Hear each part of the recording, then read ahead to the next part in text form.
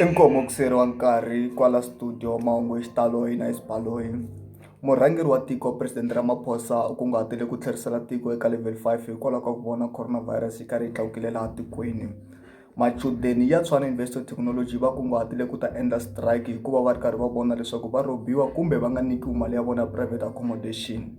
Maphorisa ya Pitori ya hlongorisile movha wa baki lowu a wu rhwale vana va tsevu laha va kombisaka leswaku ku nga va ku ri human trafficking. Murhangeri wa xiphorisa Gift Mashakeni wa vika movha leyi nga kumeka yi ri na vana va tsevu yi na registration ya le Mpumalanga. Vana lava nga kumeka va hlayisekile swo tala hi nge swipaluxi sweswi swa ha ri under investigation yi ta va yi karhi ya mahlweni naswona and then yi ta tivisa hi ku famba ka nkarhi. Inkomo. Mahungu lama landzelaka ma ta hlayiwa hi awara ya tsevu namadyambu. Hi khensile swinene ku nyikiwa nkarhi estudio. DJ Brian tinsimu ta n'wina sweswi.